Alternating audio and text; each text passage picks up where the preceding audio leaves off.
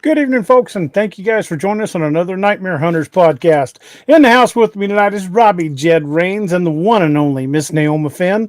We're going to be talking to you guys a little bit tonight about the convention that we all three attended over last weekend. I got more pictures to show you, and then we're going to jump into recent Dogman sightings and events.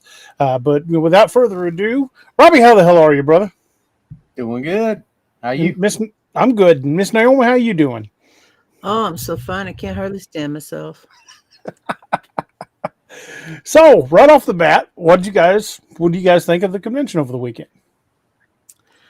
I thought it was fun. It was an adventure.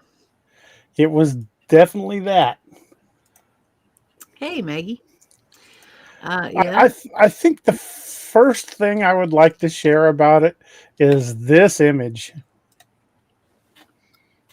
Those of you who are watching at home, what's the first thing that just pops up about this image? Well, here goes our monetization for this one. Hey, I'm just showing the image. Besides, we're well past the 3-minute mark. Oh, okay, cool. Proceed. Anybody? Yeah, Hillary says nice thumb.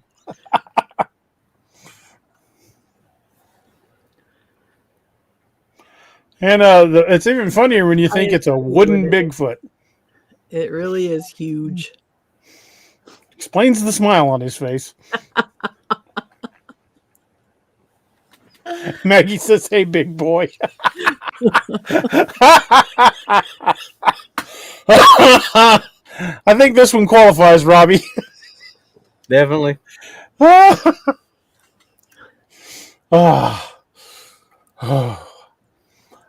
I just had to share that. I'm sorry.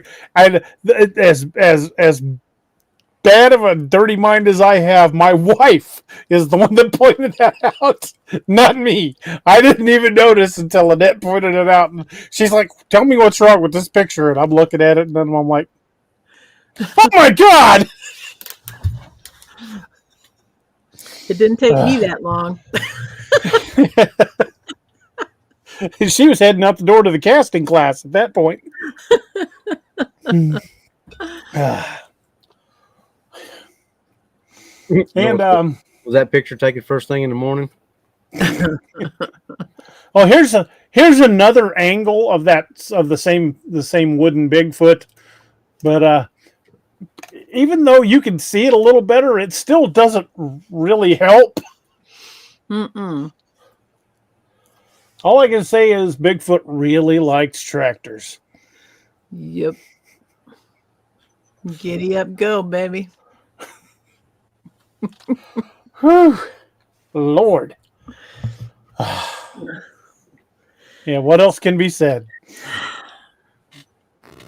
Dr. Sharp says it took me a while to catch it. Ms. Moon says, "Oh, good Lord." Hillary says, "Holy," with the crap emoji. Dalton says, "Bigfoot has a big Woody." It does. I mean, and that was right across the road from where Robbie and Annette and I and the boys were staying. We all we shared a house. Like a little, what do you call that?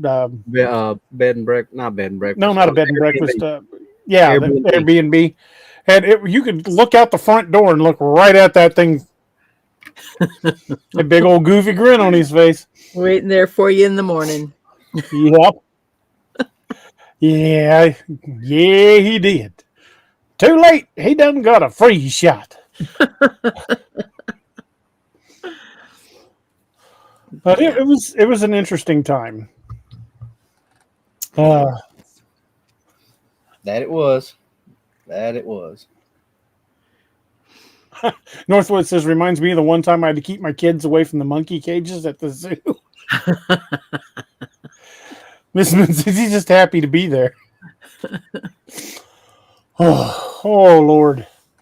Brought up the gorilla story. Yeah, that is definitely a fully erect gorilla.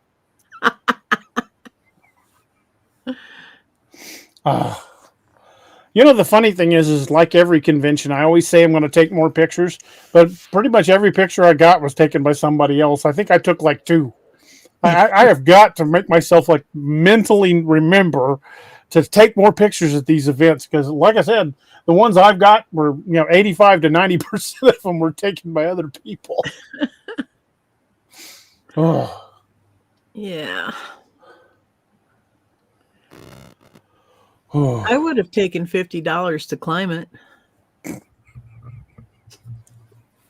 You should have done your story hour in his lap. Everybody gathered around with a fire up in front of him. No, the traumatized children hour. Childhood trauma and phobia hour. Yeah. Arlen says that. Who says that boy that gives new meaning to a tractor pull? Oh, Lord, that's funny. Oh, So how'd your storytelling at the event go? Well, it went. If I were, she usually asks for feedback. I haven't gotten anything from her yet, but I'm sure I will. And one of the things I will suggest, I'm not going to be able to go next year because my health has reached a point where I'm just staying local.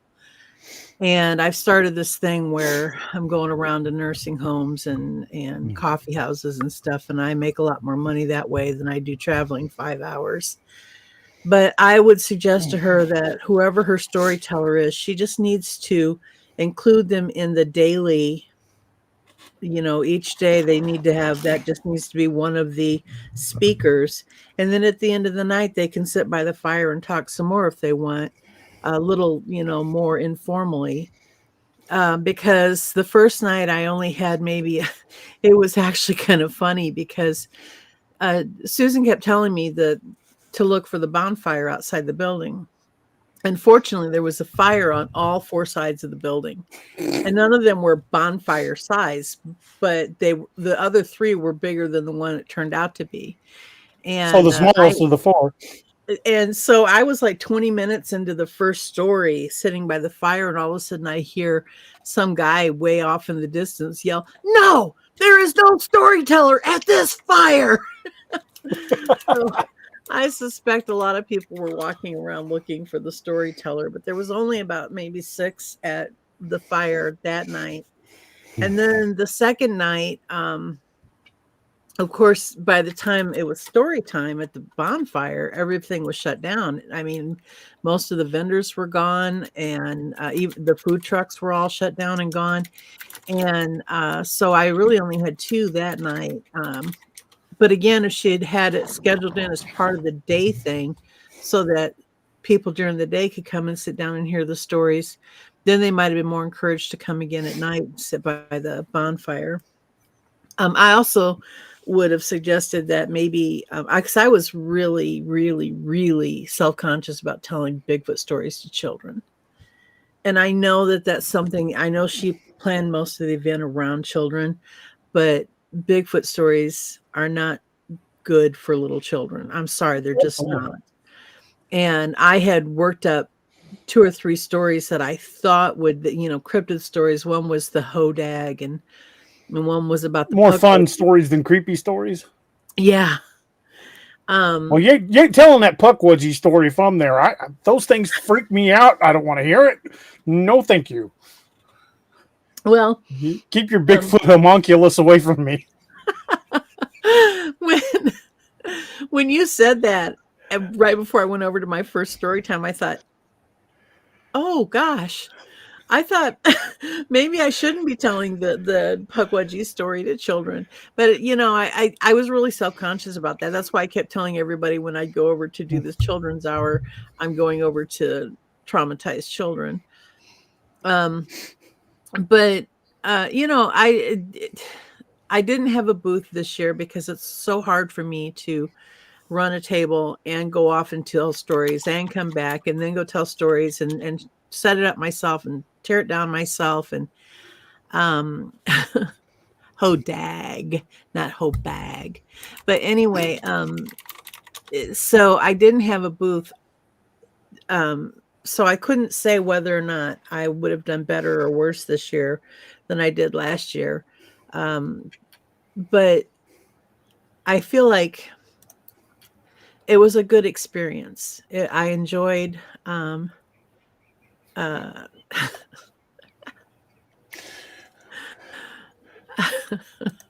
I feel like, it was worth the trip.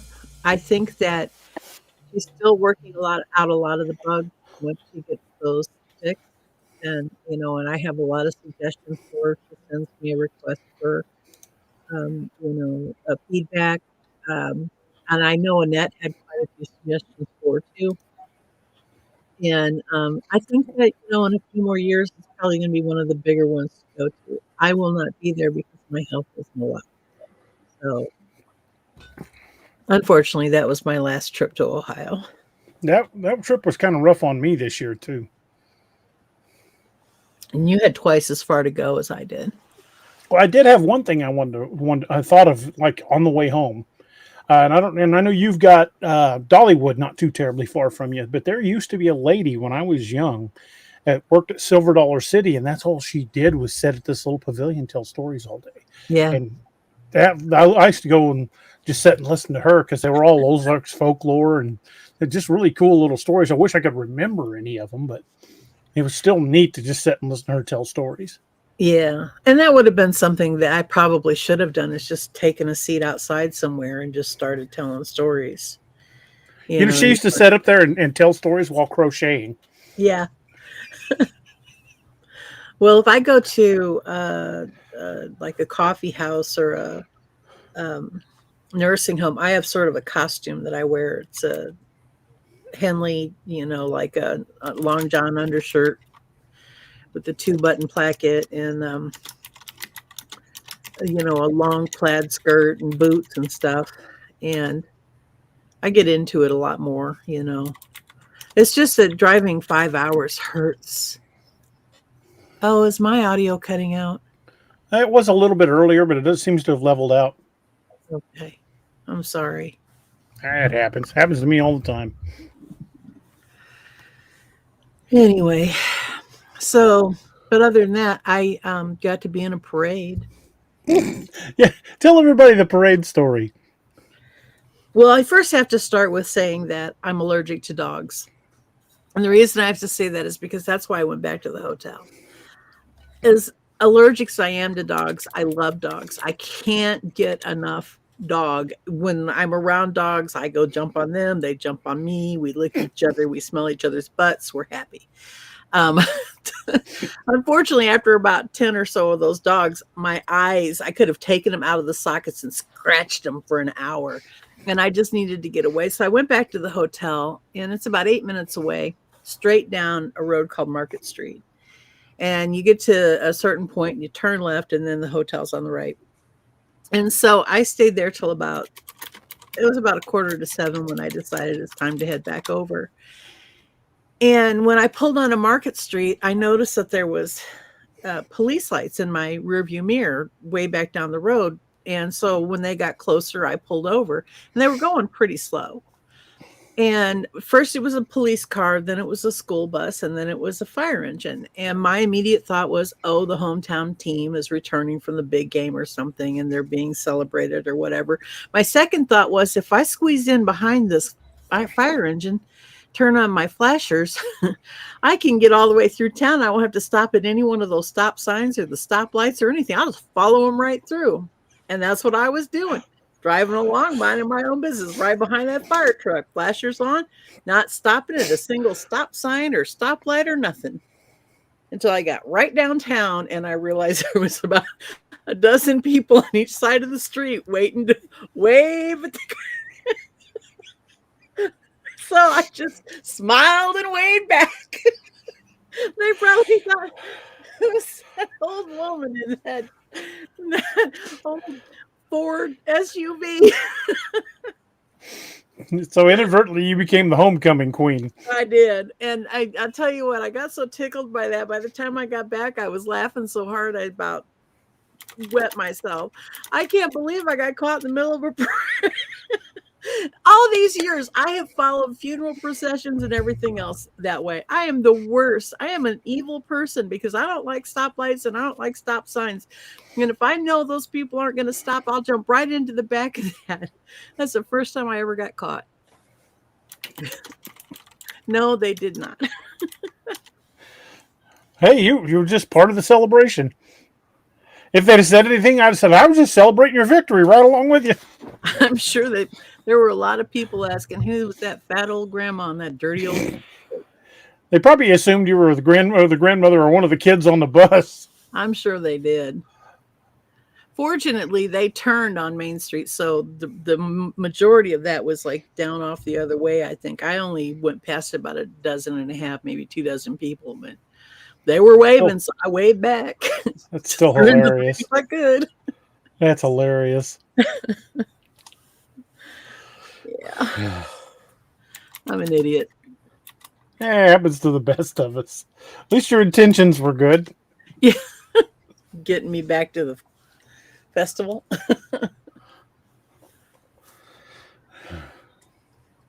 So yeah, that was my big thing. I got to be in a parade and I got to traumatize children. And To me, the best part was the people getting to hang out with you and Casey and Angel and Kevin and his girlfriend and Challen Challen Bogus is in the chat, Nick in the chat. We got to hang out with a lot of really cool people. Mikey Kevin from there. the Strange Roads.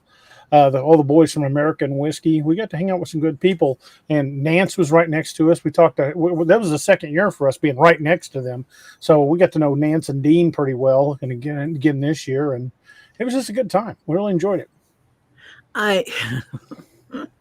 It would have been more than a long cozy. It'd have been a big long cozy. Anyway, sorry, I'm reading the comments. Yeah, I love Nance. She, there was a kind of a scheduling mix-up where Mike from Ohio, Bigfoot or whatever, was speaking from 12:30 to 1:30, and she was speaking 1:30 to 2:30, and in the same building from 1 to 2, I was supposed to be telling stories. And it's a big room, and it's real echoey, and it just wasn't possible. But she showed up at the end of his to set up for her speech. And so she and I got to sit in the back and really talk. She is one of the, of course, I met her through Cameron Buckner. And she's one of the first people who really welcomed me into this community. And I really think the world of her. I think she is a real sweet lady. Very much so. A very classy lady, too. I like her. Dean's a real nice guy, too. I like him a lot. Absolutely. Yeah, I like Dean, too. So, but it was nice to be able to sit down and talk to her for a little bit. Pete wants to know if you at least threw candy at the people. I was expecting them to throw candy at me. Hey, that's the trick. Just keep a bag of candy in your car, and if they're saying anything, just act like you're throwing candy out to the kids. I was just throwing candy for the parade. Oh, shoot. I've told a lot of people over the years, you sure got a pretty mouth. I wish I knew who that was. If it's not a Deliverance reference with us, it's a Sling Blade reference. Yeah. Ain't got no gas in it. I mean, some taters. We get Robbie and Doc on, it becomes dueling Sling Blades. Mm-hmm. Ain't got no gas in it. Mm-hmm. Mustard biscuits spotted me. Mm-hmm. Some people call it a sling blade. I call it a Kaiser blade. Mm-hmm. I'm fixing. Thanks, Kevin. With it. Mm-hmm. All I did was hold the camera badly. Ask anybody that watched the live. Yeah, that, you know what? And I realized that when I got back on Saturday, I was supposed to be there to record and I was like, oh, crud. I forgot that. I was supposed to do the casting class. Yep. There it was. Anyway, sorry, Miss Naomi, go ahead. I realized I was supposed to help do the casting class because the guy who was supposed to do that class didn't show up, and I forgot about that. All I wanted to do on Saturday was go back to the hotel and pour boiling water over my eyeballs. That's all I could think about. I thought my days of 12 and 13-hour days were over when I was no longer in law enforcement. I ended up using my cane more this last weekend than I had in the last couple of months combined. I mean, I was so freaking wore out. Those were such long days. Yeah. Hell, the first night we didn't get out of there till after 10.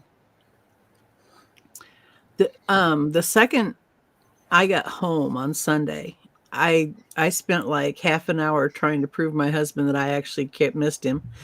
And when I got tired of doing that, I came and crawled into bed and slept for 4 hours. And then I got up for an hour or two, went back to bed. I was that worn out. So it's just not, it's not for people of not excellent health to be driving around the country like that and trying to do 12-hour days and sleeping. I got us home okay.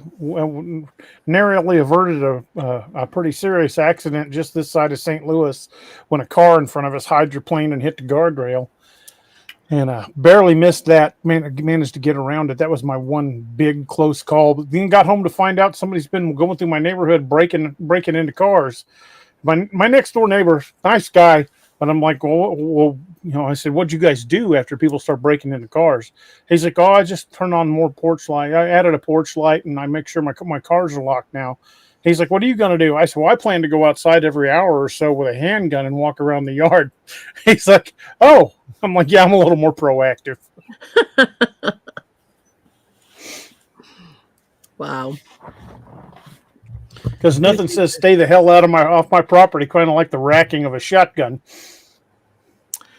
My interesting thing was I got there Thursday night, and on Friday morning when I called my husband, he informed me that he said somebody was banging on the house last night. That's hilarious. I enjoyed that. I really did. It was his turn after all. Welcome to my world. I remember the frantic 2 a.m. phone calls. There's something beating on the side of the house. I only got one friend in the world who's up in the middle of the night, and he got called every single time. You should have said, well, Brad, you don't say. I just said, was it a delivery guy? Yeah, that's what it was. It was that 2 a.m. Amazon guy that likes to knock on the back wall. Yeah. He convinced himself that he dreamt it. He said, it woke me up, but I think I dreamt it, and I'm fine with that. Let him think that. He'll find out someday. Exactly. Kay Bauer says, just for the sake of saying, my brother met a guy from the area that's seen some Dogman and Bigfoot. They're talking about some investigations. So if we get to go, I'll try to document. Yeah, dude, take tons of pictures, man. Kenny, yeah, you're right. My neighbors know I'm the guy that doesn't come out on the front porch to check his mail without a gun on his hip. So yeah, we don't ever have any problems out of the neighbors. But the one weekend I'm gone, cars get broken into. Yeah, because the crazy guy wasn't there. They didn't see my car and figured it was green lights. Yeah. But I am going to do my best to dissuade them of such further notions, as Doc would say. So, enough with the conference. Let's talk about what you're here for. Talking about Dogman. You have not seen a Dogman. It was a fleeting sighting. Yeah, my ass. Yeah, that fleeting 20-second sighting of mine. You mistook a Bigfoot for a Dogman. Yeah, yeah, absolutely. Yeah, sure. I'm not gonna name any names, folks. But Miss Naoma might have crossed paths with somebody at the convention that basically said, "I believe in Bigfoot, but all you Dogman people are crazy." That was the gist of it. And then didn't believe in Dogman, said it was a misidentified Bigfoot. And that it's because they only get a fleeting look and their mind tells them they're seeing something that's not. So I asked this person, have they seen a Bigfoot?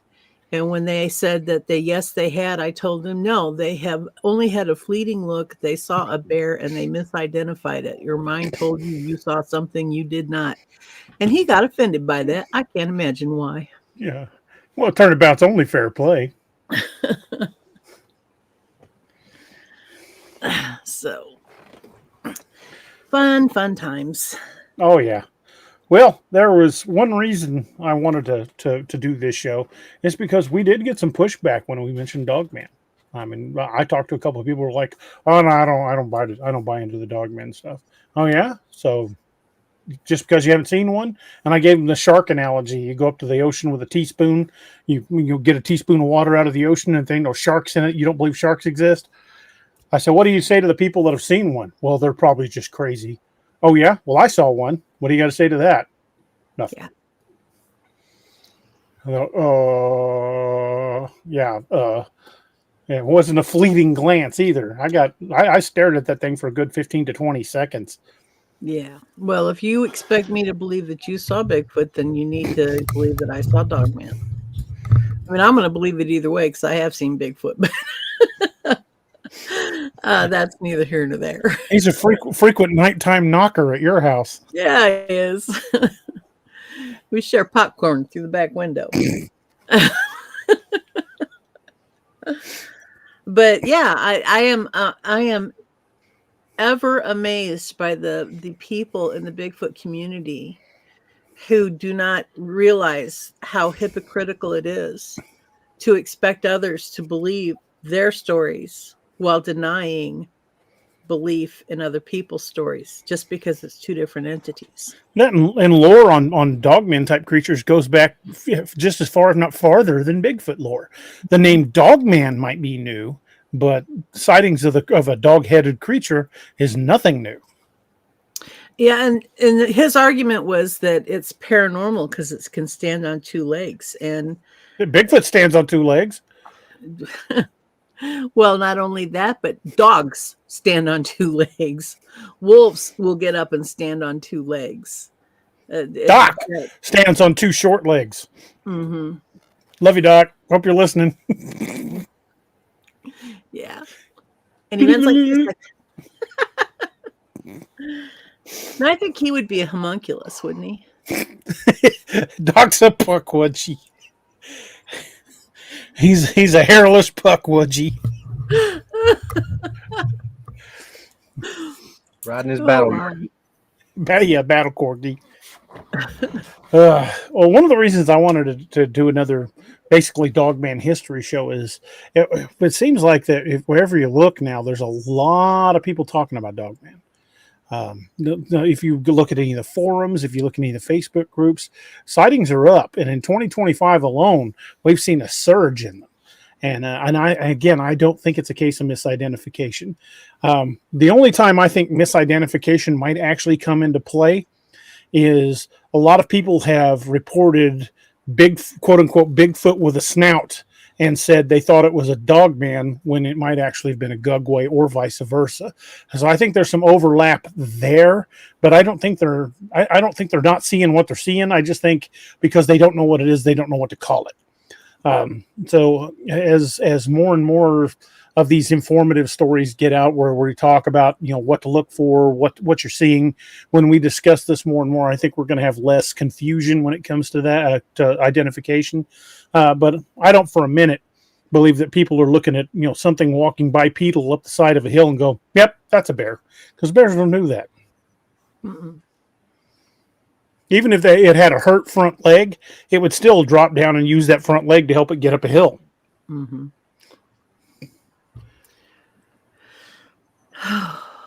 But I be done seen about everything when I've seen an elephant fly. I'm sorry, I saw that. I had to say it. It was in my head. It had to go away.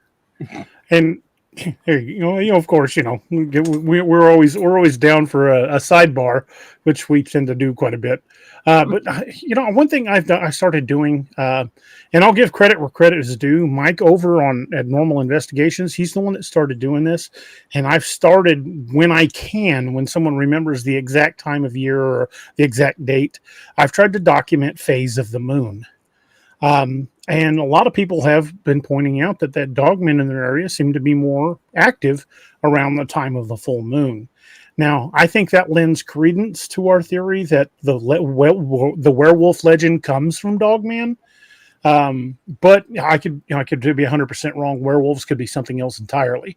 However, I think that since most predators tend to get more active, especially nocturnal predators tend to get more active around the full moon, it would only make sense that they would as well.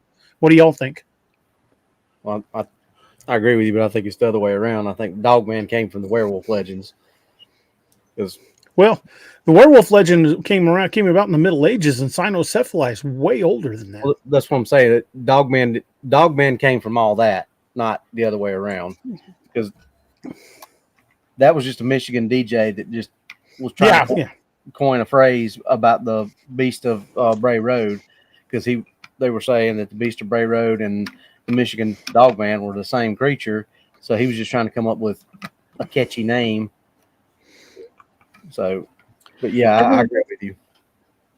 I think that Dogman is Dogman, and that when a Dogman is active in an area and people start dying, back in the Middle Ages, they would find somebody who didn't fit into their idea of the norm, and they would torture that person into telling them that they were a werewolf, and they had the ability to transmogrify, whatever the word is. Made a pact with the devil, whatever, because there was a bunch of different versions of how you became a werewolf. Drink out of a werewolf, drink out of a wolf's print full of water, wear a magical belt, make a pact with the devil. There were a lot of different ways that supposedly you could change into a werewolf. Right, and I think that is all a result of torture, and that the Dogman was there. I think Anubis, my friend Kelly, who lives in England, pointed out something that, Anubis is the god of the underworld, or a god of the underworld in Egyptian mythology, and and was often seen near burial sites. And of course, where do we often see Dogman today? And so I think even Anubis was born from Dogman sightings. I think that is where they came up with the god Anubis. Well, Anubis had the head of a jackal, and his brother Wepwawet had the head of a wolf. Yeah. So I think that I think that Dogman has just always been with us, and I hate the name Dogman. I think it's a stupid name, and I hate that it has been the one that it's the same with Bigfoot. But in all honesty, the name that I hate worse than Bigfoot is Sasquatch. It sounds like a pile of shit in the road to me, a pile of poop in the road to me. Yeah. Just a guy says, DA, this is kind of random, but what's the spelling for the Lakota name for the Dogman?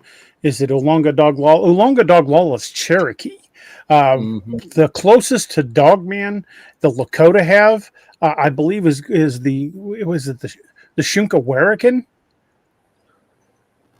Let me look that up. I think you're right,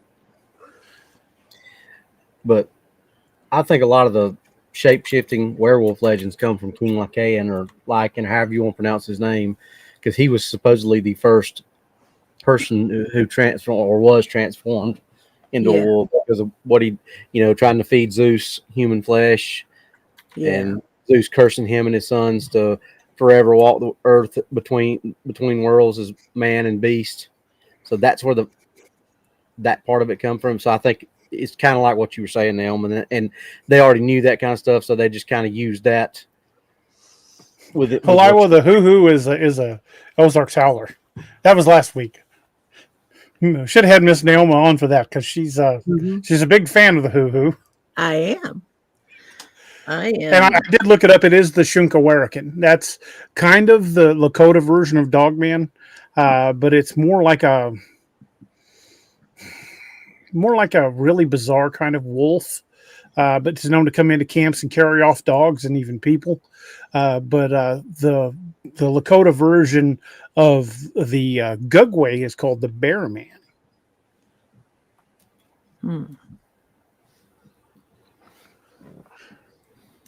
Not face eater, huh? Yeah. They use the term bear man. At least that's what the conversation I had with William Nighthawk. We got to talking about the Gugway, and he said from everything he's read about the Gugway, he believes that the Lakota, what they call the Lakota call the bear man, is possibly the same thing. Earlier this year, in the back country of Montana, this was spring of this year, 2 hunters near the Flathead National Forest spotted something following them in the woods. And after they finally had followed him far enough where the trees had thinned enough where they could get a look at it, they described it as a tall, upright creature that watched them silently from the tree line. It had broad shoulders, digitigrade legs, that means hawked like a dog, and glowing green eyes. Green eyes, that's what we saw in Joe Bald and again in LBL. Mm-hmm. And they were able to find large footprints and tufts of dark fur near their camp. No vocalizations, just quietly observing them.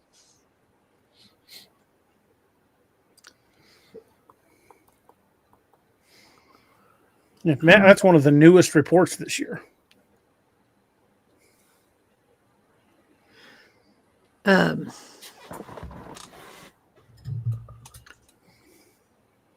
Here it is. Pelecatus.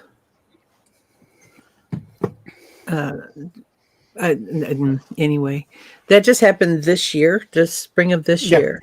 Spring of this year. And I've got 2 other really good ones. There have been a bunch of Dogman sightings, but I picked out the 3 that I thought really kind of were the best of the group. Just a couple months ago, back in June, summer of 2025, this happened in Florida.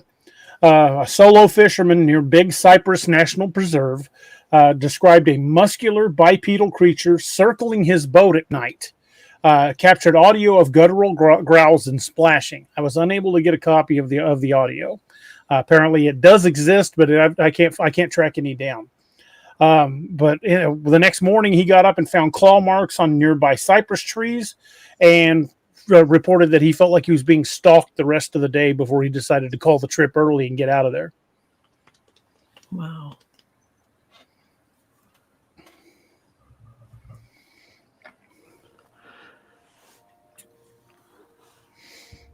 And the most recent one was 2 weeks ago, still in October of this year, 2025. This was in the Appalachian foothills, about 100 miles from Robbie's place. It was in the foothills of the Appalachians on the North Carolina side, so not far from where Robbie lives. This was a family that was living in a remote cabin near Roan Mountain. They found scratches on the doors of the cabin where something had tried to get in, had seen it trying the doorknob during the night, heard howling in the distance, and saw a wolf-like face peering through a second-story window. Wow. They said the creature never attacked, but it returned for multiple nights, and they always described it as tall, dark, and always watching them. And if they went outside. For a second, I thought you were going to say tall, dark, and handsome, and I was going to say, well, that's your opinion. Tall, dark, and hairy. Yeah. It's always watching, Wazowski. Always watching. Yeah, well, you know how I feel about that. Just a guy said, hey, wasn't Big Cypress near where the Florida man and his dog were killed by a bear? Yes, it was. Oh, we had an update on the guy that was killed in Arkansas, too. You guys might get a kick out of this. You guys remember when we did the show about bear attack, quote-unquote bear attacks? And the guy from here in Springfield was attacked and killed about 100 miles from here in one of the campgrounds in Arkansas. Not very far off camp there. They said immediately that it was a bear that did it because he had taken pictures of a bear. And they were able to identify the bear because of the tracking tag. So they tracked the bear down. They kill the bear. And the necropsy reveals 0 human content in its stomach. It was not the bear. Oh. And that story has quietly gone away. Just in case you're curious, DA, that's about 127 miles from me. Okay. When I looked at it, it said approximately 100 miles. Yeah, 127 and about 2 hours and 47 minutes. So that's not too bad. Well within a day trip. Did that bear that got that guy in Arkansas right before it attacked it look at him and say, "You got a pretty mouth"? Well, possibly the one on the tractor, because there was 2 men killed in Arkansas. They said the first one was the first fatality they'd had in I can't remember how many years. It was like 50 years or something like that. And for another fatality within weeks of that one, really pretty sus. But the first guy that was killed, black bears don't like loud noises. They just don't. The first man that was killed was attacked and killed by a 70-pound black bear. That means it's a very small juvie. That's not a very big bear. While driving a tractor spreading gravel. That's interesting. Tim Kumbo Baker tells a story that happened years ago. He got a phone call from a lady who her husband was a farmer that he knew, and she said he didn't come back home, and she'd called the cops, and the cops went out and they found his tractor still running on the side of the field by the woods, but he was nowhere to be found. And Kumbo said he knew from experience that it was the time of year that he thought might have been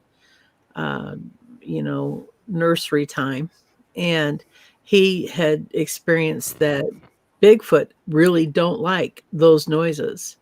And I remember him telling it because it was the same time he was talking about when he was a teenager out in the woods, and he found out that Bigfoot also does not like Led Zeppelin. Well, I don't blame him. But I've heard lots of stories of campers playing loud music, getting rocks thrown at them. Mm-hmm. And so they never did find the farmer's body, but they think he was dragged off the tractor. Well, this guy was found there, but they claim it was a 70-pound bear that did it, and I don't buy it for a second. Yeah. Same with the guys in Florida. We've had it's out now. The hunters getting struck and killed by lightning is now up to 6. 3 of them in the same area in Colorado, all within a very short, close proximity to each other. Dang. Isn't that nuts? Yeah, squeal like a pig. Go ahead. Squeal like a pig. Randall says boogers must love blues more than they do rock and roll. Do you know when the first quote unquote, and I know I've got to use the word dogman, but the first dogman type creature sighting was recorded in Michigan? Do you know when the first one was? By Europeans or Europeans, not Native Americans, because we know that lore goes back, hundreds of years. The only early story I know is of some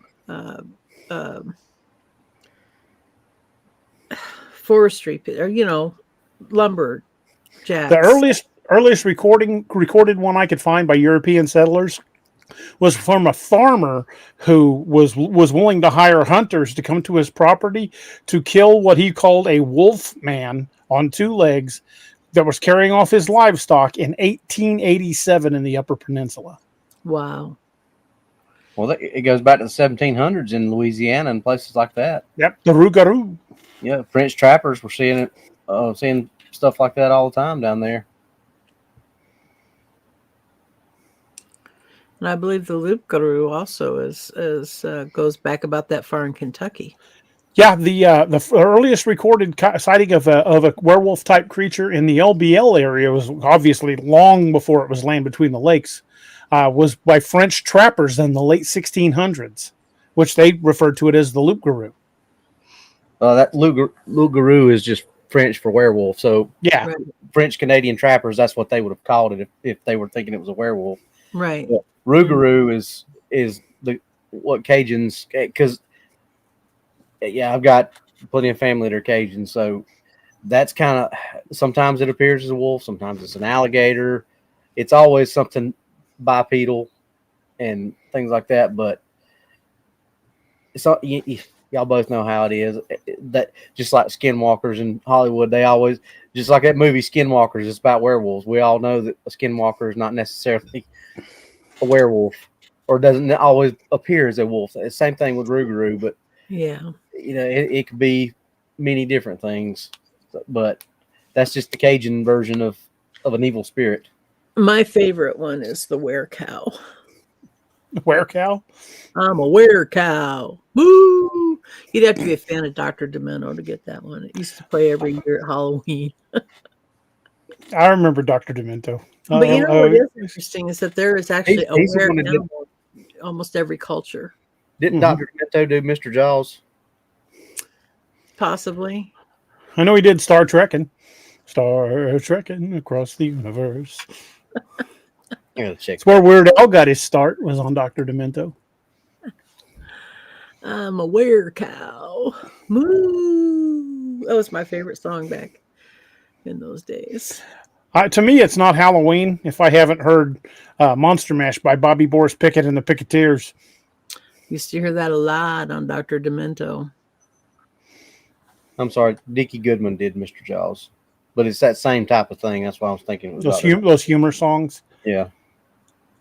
Well, but the thing about it, like Miss Naomi was saying, that she didn't really care for the name Dogman, and I'm right there with her. But it's just the one everybody recognizes these days, right? But when you look beyond the word Dogman, like Robbie was saying, that was what, in the early '90s when that phrase was coined, or early to late '90s, I think it was. 90, somewhere around in there. Somewhere around in there. Well, anyway, it was just like the Jerry Crews, the sightings and the giant tracks. That's where Bigfoot got coined. It had lots of names before then, but when you really look back at the history of Dogman type creatures, Miss Naomi has already mentioned Anubis and Wepwawet in Egyptian mythology. Then there's the cynocephali, which in Greek literally means dog-headed. It used to describe humanoid beings with canine heads. Greek accounts from, and I don't know if I'm saying this right, Ctesias and Megasthenes described dog-headed tribes in India who barked to communicate and lived by hunting. Herodotus placed cynocephali among other strange races in Libya alongside headless men and wild beasts. And we've talked about before how Saint Christopher is known as the dog-headed saint. If you Google images of Saint Christopher, the old Catholic iconography shows him with the head of a dog. Yep. And then all the ones in India, those passes up in the mountains that still to Up this in the day, Indus River Valley? Yeah, still to this day, they tell you don't go up there. Early Christian maps for like traveling across Europe during the Middle Ages, from the year 1300 and before, including the Hereford Mappa Mundi, depicted cynocephali as real races inhabiting distant lands. Of course, and there's Saint Christopher. And in what medieval bestiaries were? They were like modern day encyclopedias of animals that people would catalog animals they'd seen, kind of like what Audubon did with birds. They had what they called bestiaries, which the scholars of the day would painstakingly draw images of the animals they'd seen, and then they would document, everything that was observed about the animal and its behavior. But medieval bestiaries often included dog-headed men as examples of exotic peoples. Makes you wonder, why that was in there. I don't think they were doing it in there just on old wives' tales. Maybe they just thought those men were all just, like they were little bitches. Well, y'all both know what the problem is. People just like this term that none of the three of us like. It got popular, and now everybody thinks that that's where things begin, or that's where it started. Now, and we all know that and most of the people in chat know that it goes way further back than that. I mean, DA has just cited about 12, but that's what people, latch onto, and that's what they think, and you can't change their minds no matter how much logic you throw at them, and it just. Mm-hmm. Logic is not a commonly used device these days. People don't know how to deal with it. I prefer to call Dogman Canin sapien sapien. I just like using the term cynocephali. Yeah. Because it's really the most apt description that I can think of. It's basically like a person with the head of a dog. Yeah, common sense is out of there too. Yeah, we don't use that either. But you know what my favorite term to use is. So. But if you compare modern Dogman sightings to the old Greek descriptions of the cynocephali, they're exact. They're the same thing. They describe them as having those digitigrade legs. They describe them as being, what hirsute, being hairy, having the head of the dog, not speaking in a language like us. They speak in growls and barks. So when you read the descriptions of the early cynocephali with modern Dogman, it's the same thing. They're describing the same creature. Yeah. Yep. 100%. I'm with you, Lima Foxtrot. Or Lima Mike Foxtrot. I'm a werewolf guy. Holy cow. What did you just say? Lima Mike Foxtrot. Oh, okay. That's not what I thought you said. Naomi, you know me better than that. I just thought you were saying something that had to do with, well, let's just say part of the word was lingus. Are you saying he's a cunning linguist? Yeah, that's what I thought he said. He was a cunning linguist. And I thought, Robbie, what the heck is wrong with you that you just inform us on that one? Inquiring minds want to know, right? And dirty minds get it. Unfortunately. But folks, if you have a sighting, look for these behaviors to kind of clue you in that you're seeing what others have seen before. Their posture is described as being upright with digitigrade legs and a canine head. Glowing. The eyes are usually described as eye shine is either green or amber. But in a big place where Dogman differentiates from Bigfoot is, yes, we get quite a few aggressive Bigfoot encounter stories, but most Dogman sightings there's at least some type of aggression there. Now, the sighting I had, I'm kind of an outlier. It wasn't aggressive. In fact, once it realized I'd seen it, it took off. But if I'd been alone and walking, it might have been a different story. Since I wasn't alone and neither of us were unarmed, it decided probably discretion being the better part of valor. But at the same time, most Dogman stories involve a feeling of dread, a feeling of being hunted, or out and out aggression.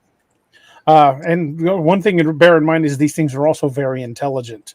One thing we've noted with Bigfoot behavior, and like Robbie and I talked, if you guys were at the conference up there, you would have heard the whole little spiel we did. But we've kind of done it here as well when we're talking about tapetum lucidum.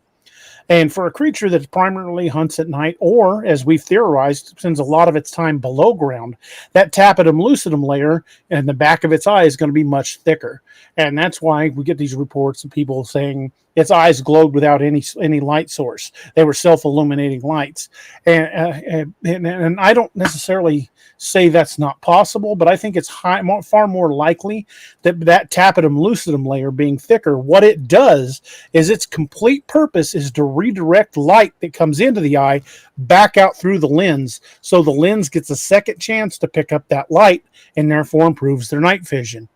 With a thicker layer of tapetum lucidum, it's going to reflect a lot more light, and even like basic starlight or moonlight would be enough to make their eyes glow. So I think personally, to me, that is a far more understandable scientific explanation than that their eyes just glow on their own. I'm not saying I know for a fact. I'm not saying any of that. I'm just saying that's my theory, and to me, it makes the most sense. Northwoods, I'd say they're smart enough not to do it twice. Yeah, they definitely are problem solvers. We know they can avoid cameras, and if they're avoiding trail cams, that means they can probably see the IR spectrum of the little pulse from the light, that they're very quiet when they're stalking the prey, which most predators are. If big predators make too much noise, prey runs away. So if it's a predator, which obviously it is, it's going to be very quiet when it's hunting. And it's very good. What's that? Here's another thing, and I think it was Cliff. Can't think of his real name at the conference that was talking about Russell Accord, whatever his last name is. Yeah. He was talking about the fact that science has proven that humans emit a certain amount of luminescence. We were just talking about that on the show the other day. Yeah, But and humans exhibit bioluminescence. and so there's a possibility that they see us from so far away when we can't see them because we don't have that ability with our eyes to pick up on it as keenly as they are. I thought that was really fascinating. It tells how out of it I am, that it was news to me because, I've been frankly ill for a while. So And that just means he watches our show. So We were just talking about that last Wednesday. Yeah. The last show we did before the conference, because I had just learned when I was reading a scientific journal, I had just learned that humans have bioluminescence, and I had never known that before.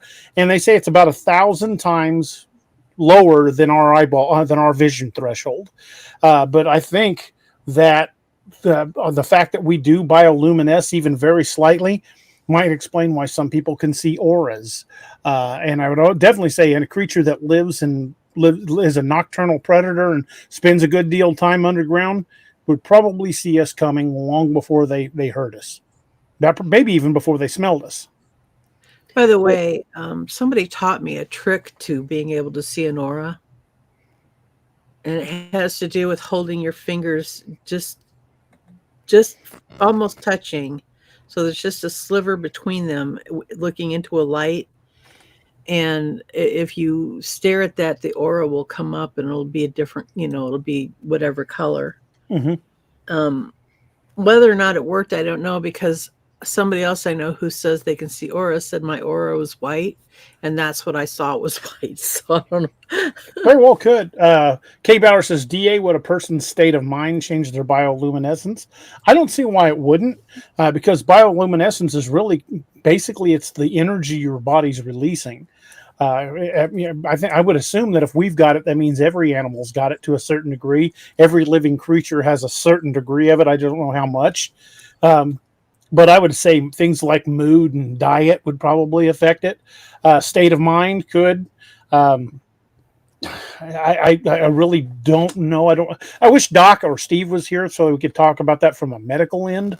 But hopefully, if Doc's with us on Saturday, we'll dig into the bioluminescence thing a little bit more. Because I would definitely like to get somebody with a medical background's point of view on that. But yeah, it's a proven fact that humans do bioluminesce. It's just a very low threshold of light. I also am reminded of the wounded soldiers at Shiloh who the angel glow turned out to be a bacteria that saved their lives. But how interesting is that? That's very interesting. That it only exists in only very specific soil concentrations. Mm-hmm. That's pretty wild. Yeah. I always thought that was really kind of a really cool story. And once we found out there was a scientific explanation for it, it kind of lost its mystery. I was like, "Aw!" now that I know what causes it, it's not as cool a story, but it's still a cool story. I still love it. Yeah, it's still cool to me. I like that story. Anyway, so what else is new and improved, guys? I don't know about new and improved. I'm old and slowly devolving, I think. Kind of the opposite of new and improved. What news do you have? What news bringeth thou? Hillary says maybe when people see what they consist as eye glow coming from a Bigfoot, maybe it's bioluminescence. It could be. I mean, the tapetum lucidum thing is just my theory. There could be any number of explanations. But the thing about it is there's far too many people in this field, and I think Miss Naoma is going to know a couple of them that I'm talking about in general. But there's far too many people in this field that insist what they think is the only way it could possibly be. And to me, that kind of closed-minded thinking when it comes to this is not doing us any favors. I've talked to a couple of people who were names in the community, and they basically just patted me on my head and said I didn't know what the hell I was talking about when we started talking about the Teddy Roosevelt theory, the eye shine theory, things like that, and they've got no PhD in Sasquatch anatomy, so it's not like their opinion's any better than mine. And that's something to bear in mind, folks, too, is we're tossing our ideas out here. We're sharing what we think might be a logical explanation. You feel free to form your own conclusions, do your own research. It is all out there for all of us to dig into. And the only way we're ever going to be proven right one way or the other is when these are positively identified by science and they've had a chance to study them. But in the meantime, it's just all theory. It's all conjecture. And anybody that tells you their way is the only way either is trying to sell you something or is so self-centered they can't see any other possibilities. Yeah. K. Bowers is right. Swag. Scientific wild-ass guess. Yep. Yeah. It is really a crying shame that people have that kind of an ego that they assume that they must know it all when they really know nothing, and that no one else could possibly have any interesting input on the topic. It kind of, it makes you just want to almost run from the community, because I think I've been told one too many times, go sit down, little girl. You don't know what you're talking about. Well, that's kind of the impression I got from some of the quote unquote names in the community. And I'm not going to call anybody out. I'm not going to point any fingers at anybody. You will just know when they don't come back on the show. Yeah. Yeah. Which sounds like those individuals are in need of cranial rectosis medication. I agree. Dash 5257 says the one I saw didn't have eye shine, but there was no light to reflect off of its eyes. Did you just see the shape of it? Was it pretty dark? Oh, hey, Kenny's got a good point. He says, DA, when they rock back and forth, could it be like the way we're trained in the military to see things in the dark? That could just be a natural adaptation. That could be why primates do that. I didn't think about that, Kenny. That's a great point. You know, that moving slightly back and forth kind of shifts your perspective and helps you identify things in the dark. Yeah, that's a very good possibility. I didn't even think about that. I hadn't made that connection yet. Thank you, Ben.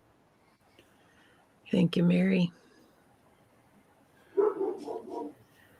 For Halloween, I don't know. That's my stay in and let the amateurs play night, I think. I'll probably sit up and watch my Universal horror movies. I've got a whole collection of those. Oh yeah, we've got tons of horror films. I'd like to rewatch the Kolchak series. Dash, I hate to disagree with you there, dude, but definitive statements like that, we don't know.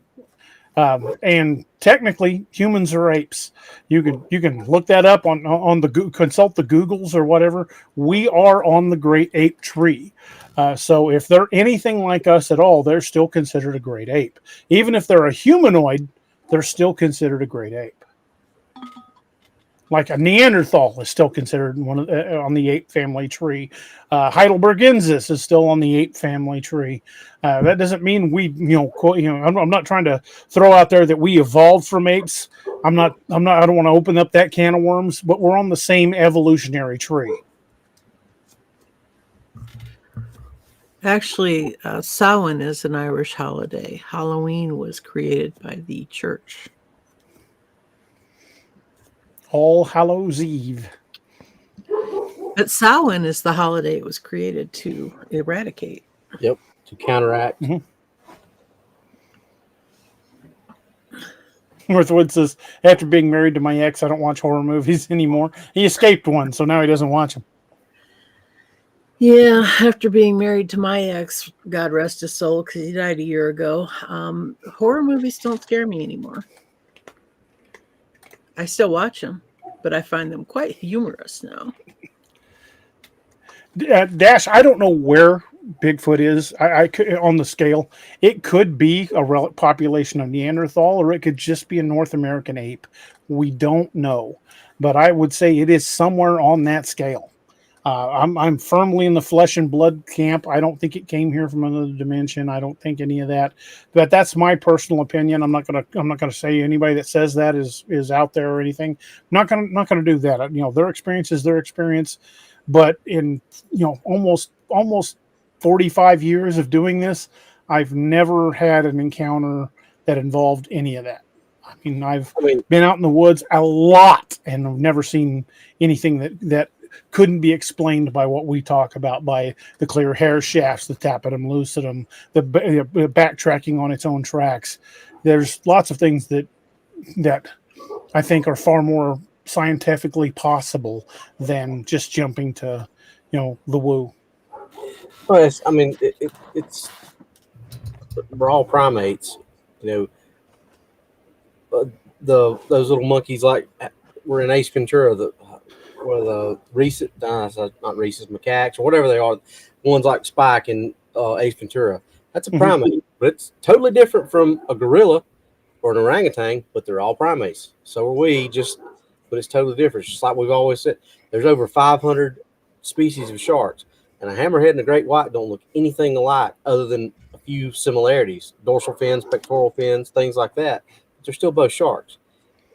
But we just don't know what classification. My personal opinion is it's just an undiscovered North American great ape. Does that mean I'm right? No, that's just based on the things that I've seen and witnessed. That's my opinion of what they are. It's just an undiscovered North American great ape, just like the Billy ape that was just discovered in '98.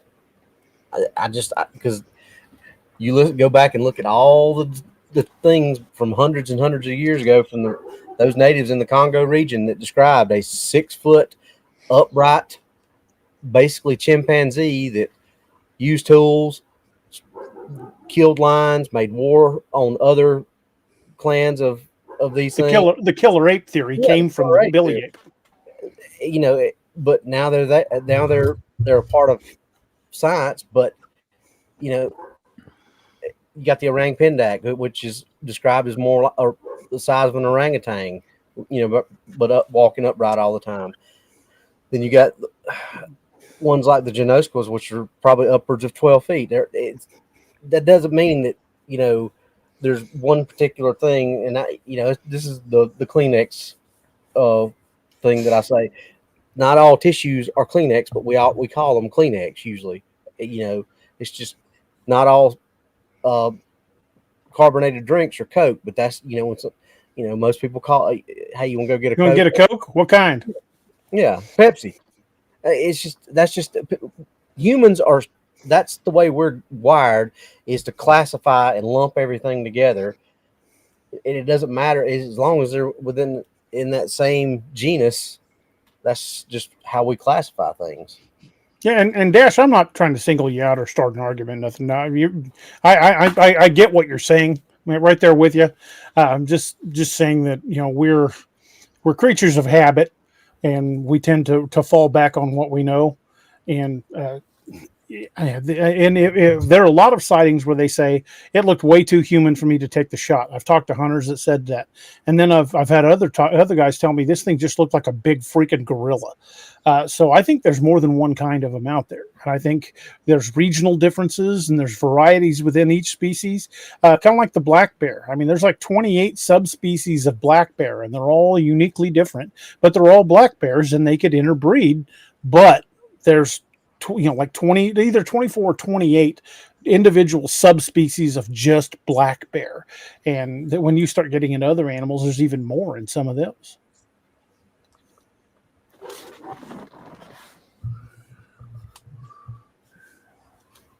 K Bauer says, y'all talking monkeys? The movie Outbreak just played out in real life the other day. Yeah, a bunch of rhesus monkeys escaped. And they're saying now that they've recaptured all but like a few of them. I think it may even been down to one now. But rhesus monkeys are pretty aggressive. So if you live in the area where those things got out, yeah, be very careful, especially if you got small kids. Because if they're aggressive, a monkey, no matter how big it is, those things are terribly strong, and they could do a lot of damage to somebody, especially a kid. Totally agree. River had a question for you, Miss Naoma. He said, question Naoma Kui says, do you think pharmaceutical companies would have a field day with Booger's Yowie's DNA? I wish somebody would have a field day with it. I just want the DNA. I want it to be, that's one of the big problems when they find DNA and it doesn't match anything. Because they don't match it to anything, they say, well, then it can't be Bigfoot DNA.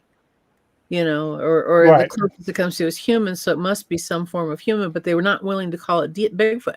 I want somebody, and I don't care if it's pharmaceuticals or who, I just want somebody to have a field day with it and let us all see what it looks like and acknowledge that that's what it is. Well, it's kind of like the attacks on the cattle in Meeker, Colorado.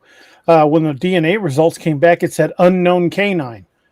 When you can get your dog swabbed and they can tell you down to 2 percentage points what your dog is part, there's no such thing as an unknown canine. Right. What are they telling us about an unknown canine? We know what wolves are. We know what coyotes are. They could get a DNA swab and say, okay, it was 50% wolf, 50% coyote, or it was part bull mastiff and part coyote. Or they could tell us what parts this thing was. But coming back with unknown canine, that's disturbing.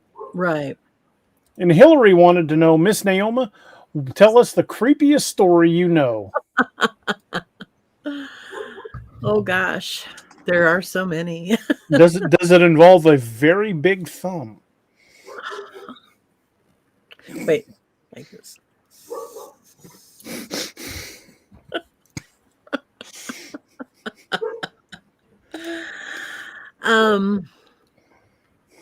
What story do you want to hear? Or do you want to hear one? Sure, go for it. Well, does anybody have a preference? Because there's so many. Well, you had to hold back when telling stories to kids. Tell us something that'll curl your hair. No, just unload on us. Give us a creepy one. Do you mind if I tell the Martin story, or would you rather I didn't? Oh, the Martin Groves? Yeah. I thought when you said Martin, I immediately thought Dennis Martin. Oh, but no. If you want to, go ahead. I love the story, and it's a shame that he's changed it over the years because this is such an amazing, terrifying story to me. And it's, of course, involves the LBL, which is, of course, close to me, so that makes it all the more interesting to me. But back in the 1990s, and many of you may have heard this story before, maybe you haven't, I don't know. Back in the 1990s, in the spring of the year, he and his buddy, Harry, were going to go turkey hunting. So it came to the day, and Martin, he drove over to Harry's house, and they both loaded up Harry's truck, and off they went to the LBL to go turkey hunting. Now, because they're both cops, they talk to a lot of people all over the state. They have training classes and stuff with other cops. And there was a man who told him that there was a really good spot in the southern part of the LBL. And he said, you got to go way down in there, but you'll see lots of turkey if you go down in there. And that's where they went. And man, they did. They found the perfect spot to camp. They had a rocky outcropping up behind them. They had some willow cane breaks around this way. Almost the whole area was sort of almost a complete circle of old growth oak trees and hickory. And there was just a little bit of a field. And right down the side of their camp was a nice freshwater creek. And really, honestly, if Daniel Boone had jumped up out of the grave and picked a spot, he couldn't have done better. It was perfect. So they got there and they set up their camps. They felt like it was going to rain that night, so they tarped their tents. They had a quick meal of a sandwich and some soda and chips, and they went to bed. Of course, the next morning they woke up, and sure enough, it was raining. And, the pitter-patter of the rain on their tents, it was just so relaxing. And they had a hard time crawling out of those tents and getting going because what a beautiful, beautiful day it was. No, I shouldn't say beautiful. It'd be beautiful to me because I'm a pluviophile, but it was a rainy day for them. They eventually got out of the tents, and Harry had decided that he was going to go south. There was a cornfield there that had been left for the wildlife to eat on all winter. And he went to that cornfield. Martin decided he was going to go off to the northeast and he was going to hunt that area. So they separated, went their separate ways. And Martin's going along a game trail. And if you've been to the LBL, you know it's really a jungle. I mean, it is thick overgrowth. It's hard even to get when you get on a game trail. It's hard to really get moving through that area. But he got on a game trail and he's headed along. And it finally stopped raining because it had been raining on him most of the time. And when it stopped raining, all of the whole woods came to life. The wildlife all came out. And man, he was just enjoying this more than he ever thought he ever could imagine. And he'd grown up in the country. I mean, this was not a new experience for him. But the thing is, he finally gets out of the game trail and he's out in sort of a field and he hears a truck coming and he looks up and sure enough, here comes an old Nissan pickup truck. It's got a single hunter in it. And the guy pulls up to him and, they had their typical sort of, getting anything. The other one said, one said, the other said, oh yeah, I'm getting flesh-eating chupacabra chiggers all over me. And, they're laughing and they're just really bonding as men, hunters. And the one said, well, my name is Bubba. And Martin said, well, that's interesting. They call me Bubba too. And the guy said, oh, you can't be Bubba. I am the original Kentucky Bubba. And Martin said, well, there you go. I'm the original Tennessee Bubba. And again, a little more bonding over, the fact that they had the same nickname. And the guy looked at Martin's 12-gauge shotgun. And he says, you hunting with that gun? And, yeah, I hunt with a gun. He says, well, real men hunt with a bow and arrow and a compound bow. And Martin had never ever heard, such a thing. And so that, of course, required a demonstration. The guy got out and he got out his bow and they talked about that for a while. I mean, we're talking about some serious bonding with each other. And finally, the guy goes to get in his truck. He said, I'll get back to your hunting. And right before he pulled off, he rolled down his window and says, look, I don't know if I should say this or not, but I'm going to. Watch your camp at night. Something's been stalking my camp and trying to get into my food, and it's bigger than a raccoon. I don't know what it is, but just watch your camp at night. Martin said, I'll do that. And off they went. Now, Martin, he was really using that day more as a scouting day than a hunting day, but he did have his slate call with him. So he was stopping and calling, count. And he called down a few hens and some jakes, but no mature toms. So he just kept moving along and moving along. And he heard a strange metallic sound all of a sudden. And he happens to look up and he sees this guy standing up on the ridge he's walking along a ridge line and there's the base of the ridge, and there's a guy standing up there. And he thought, well, that's really weird. And he kind of waves at the guy, but the guy didn't wave back. So he just keeps right on going and he notices all of a sudden this guy's following him. And this is a big old guy, he looked like he's wearing a ghillie suit, but he was a big old guy anyway. And he said he'd walk forward and the guy would walk forward. He'd stop and this guy would stop. But he could see him. He's following him along the ridge, and even though he'd wave, the guy never did respond back. Then he got to a point where he was back trying to get into the game trail, he had a hard time finding the game trail that he'd taken to get there, but he found it. And he starts walking down this game trail and he looks up ahead of him and this guy is standing in the game trail. And again, he kind of does a wave thing. The guy steps behind the tree. Oh, he's like, do I move forward? What do I do? But he talks himself into moving forward and gets to that tree and he hears that strange metallic sound again. Now, he cannot figure out for the life of him what that sound is because he's so deep down in the woods down there. There's nothing man-made down there that would be making that weird metallic sound. And then he hears a long whistle. And that really makes him uncomfortable. because now he can see things moving around, just getting glimpses of things running around him on four legs around him, all around in the bushes. And they're moving really fast. And he's thinking, holy cow, this guy's a hunter. He's got some kind of a vendetta against me. He thinks I've trespassed on his turf, and these are his hunting dogs. Or worse yet, this is a pack of hungry coyotes, and I'm going to have to fight my way out of here. Now he's really worried because it's starting to get dark. He doesn't know who this guy is. He doesn't know if these are hunting dogs that this guy's called in on him, or he doesn't know if he if he's dealing with coyotes. He just wants to get back to camp, and that's all he can think about is getting back to camp.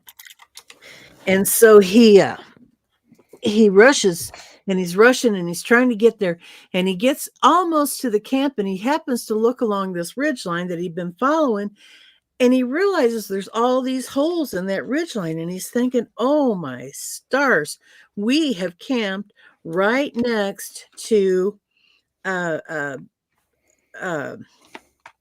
bunch of coyote dens. And it's too late at night now to move, but we're going to have to do something about that in the morning.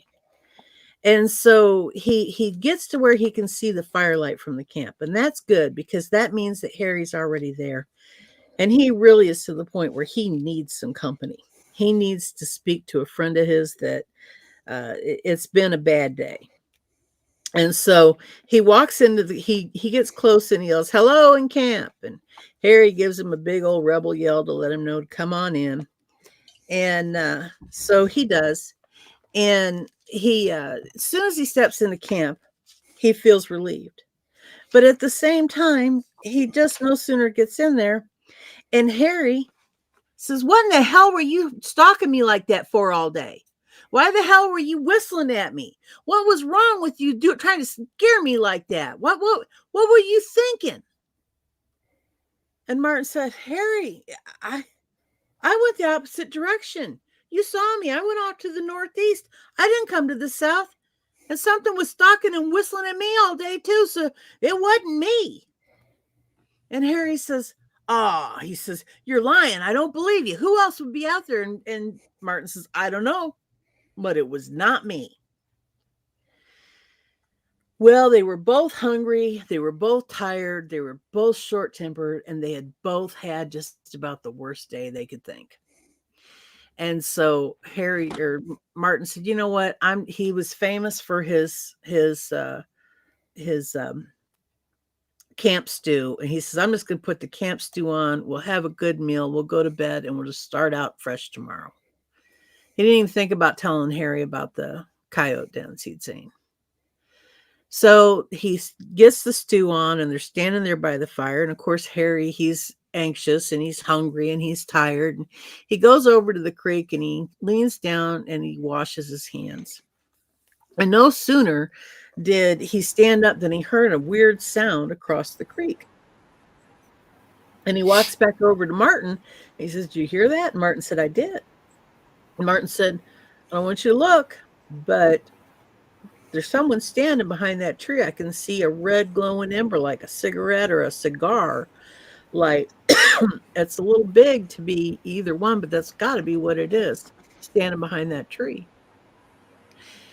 And after a minute or two, Harry looks kind of nonchalantly in that direction, and he says, well, Martin, there's two of them. There's one on each side of that tree. He says, now be calm. Don't get excited. I don't want you to get upset or anything. But the problem was Martin had been stalked. He had heard sounds he didn't understand. He'd been whistled at. He'd been chased into camp by a pack of either hunting dogs or coyotes, and he had lost it, and he couldn't take another minute. And he said, we are officers of the law, and we are armed, and you don't come into a man's camp like this at night. Really loud. And of course, Harry's like, oh, wow, you did it now. And sure enough, they saw the lights move, and Harry, he grabbed his 10 gauge, and he's thinking, we're going to have to fight our way out of this. You've really done it. You've upset this guy, and they're going to, this is going to go down in history as the last gun battle in Kentucky. Well, about that time, Marvin hears a low rumbling growl behind him. And it is such a rumble that it just shakes his body from the inside out. It's got his chest rattling and his teeth rattling and his eyes are sweating and he just feels like he can't move, and he looks over at Harry, and Harry seems to be frozen in place too, and they're just both standing there. They feel like they're being engulfed by this bizarre vibrating rumble, and they just think, oh, what are we going to do? And it takes everything Martin has, everything in his being, to turn around and look into the shadows behind him at what's growling at him. And he can just barely make out the silhouette of a man that's about 7 feet tall. But as he looks, he realizes this man has upright ears on top of his head. And as he's staring at this thing, terrified, unable to move, it steps a little closer. And he thinks this man's got a snout. And then it steps a little closer. And he sees its eyes, and they're the meanest, most malevolent, vicious eyes, so angry and full of hatred. And they're glaring at him with red, glowing eyes. And it steps closer. And he swore it smiled at him with a mouthful of canine teeth. And he knew at that moment that thing saw him and Harry as nothing but food. And there was no way at all to get out of it. And as he stood there terrified, something from deep down inside him, something so deep that he didn't even know where it came from, came out of him, and he began to speak. The Lord is my shepherd, I shall not want. He maketh me to lie down in green pastures. He leadeth me beside the still waters. And as he spoke, he felt his hand of its own accord slide up to his belt where his gun was holstered. And he drew the gun and he pointed it at this thing, and he saw recognition on its face. What's more, he saw fear, and this thing stepped backwards. He restoreth my soul. He leadeth me in the path of righteousness for his name's sake. And he understood that this thing was intelligent. Yea, though I walk through the valley of the shadow of death, I shall fear no evil. For thou art thou art with me, thy rod and thy staff, they comfort me. And as he spoke the last part, he fired 3 rounds into the ground in front of this thing. Thou preparest a table before me in the presence of my enemies. Bang! Thou anointest my head with oil, and my cup runneth over. Bang! Surely goodness and mercy shall follow me all the days of my life. Bang! And I shall dwell in the house of the Lord forever. And that thing turned and it ran up that rocky outcropping like you had never seen anything scurry up anything in your life. And as he had begun to fire at that, Harry had gained his ability to control himself, and he began to open fire on whatever was standing behind the tree across the creek. And when he finished unloading his gun, he turned and looked at Martin and he said, "Run, run, run!" And they ran to Harry's truck, and Harry jumped in the driver's seat, and Martin jumped in the back. And they drove out of there in the longest, most terrifying drive of their life. They were coming out of the woods at him. At one point, Harry actually knocked one over with the truck as it came at him, and it left long claw marks down the side of the truck. And when they got up to the trace, which is the road that splits the highway, or the LBL in two, Martin began to pound on the window. Let me in, I need to get in the truck. But Harry was so terrified.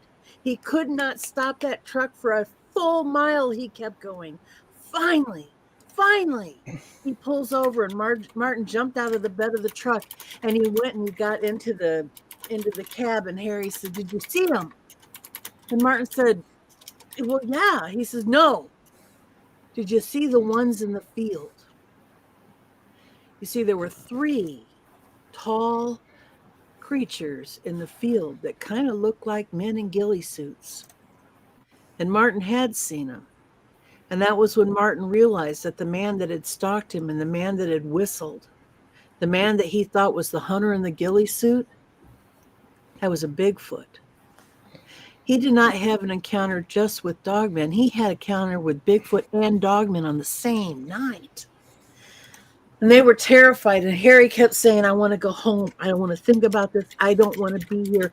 I want to forget this night ever happened. But Martin said, Harry, we can't.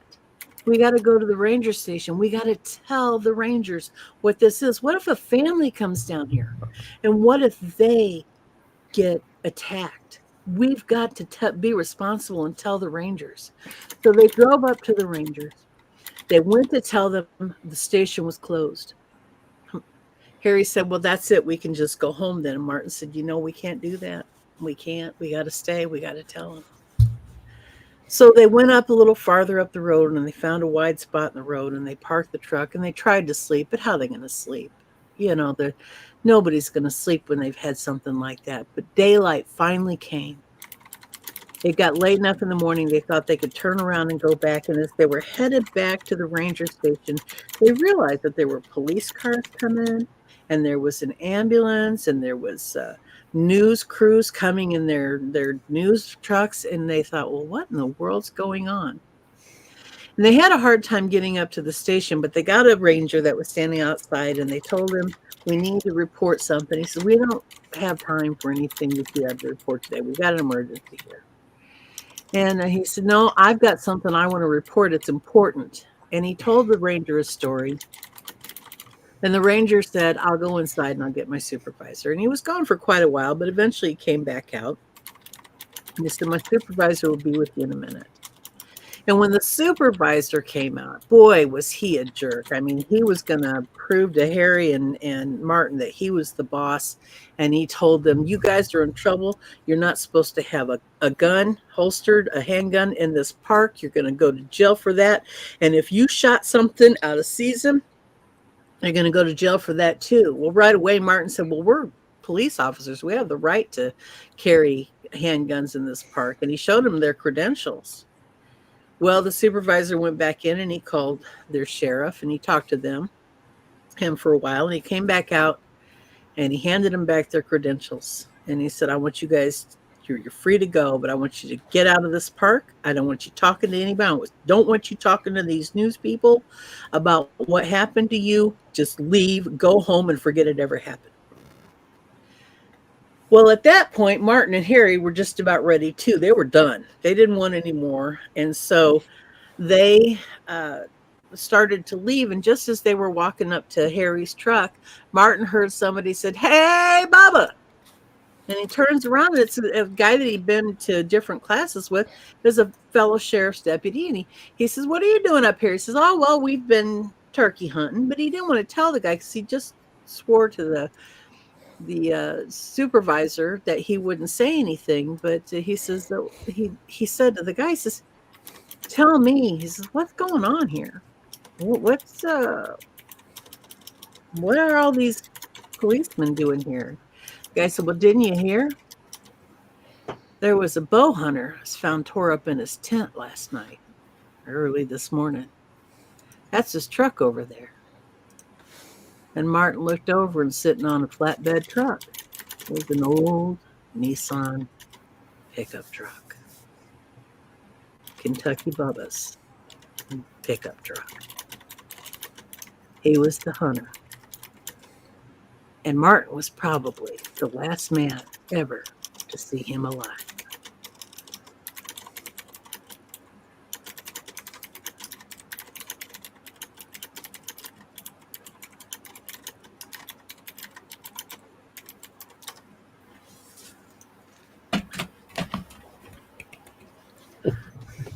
And that's why Miss Neoma is a storyteller. There's a little more to it than that, but I'm getting tired. Well, after the weekend, I'm sure you're still recovering. Yeah.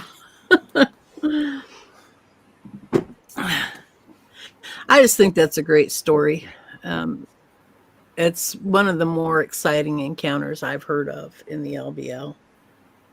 And I know he's not doing well these days. And so I just thought I would keep his story alive for a while. So there you go. Of course, you can see, I think he's been on several shows and he's written a book about it. It's not like I'm the only one to ever tell that story. But Devil's Knot, yeah. I'm glad you liked it. Thank you, Judy.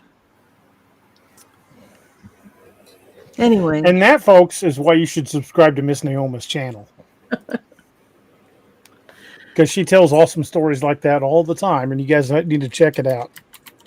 I'm going to put your link up in the chat, so make sure y'all go by and like and subscribe to her channel. And as of the beginning of the show tonight, we were 35 away. Oh, we picked up one. We're 34 away from 10K.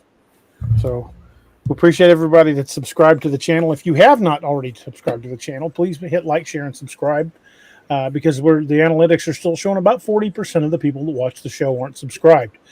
So if you enjoy the kind of content we're putting out, please take a moment and hit that like button. Doesn't cost you a cent. And subscribe to the channel. Doesn't cost you anything, and we would sure appreciate it because once we break the 10K, YouTube actually pushes us farther into the algorithm. And in fact, I was reading an article that got sent to my email from YouTube creators. It said it's actually harder to go from 0 to 10K than it is from 10 to 100.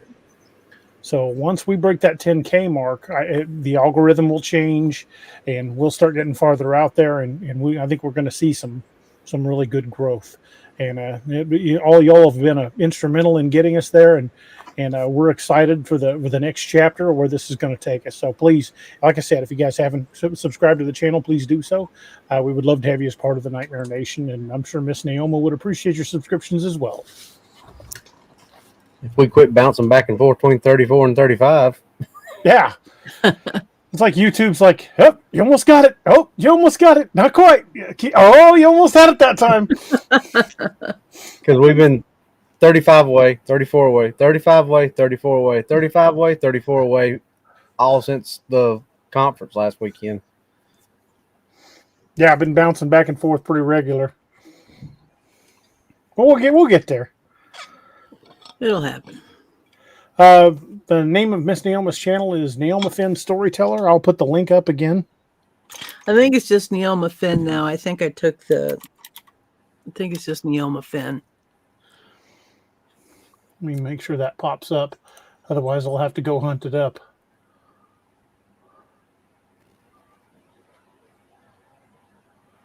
Yep, there it is. Yeah. Nope, that's not it.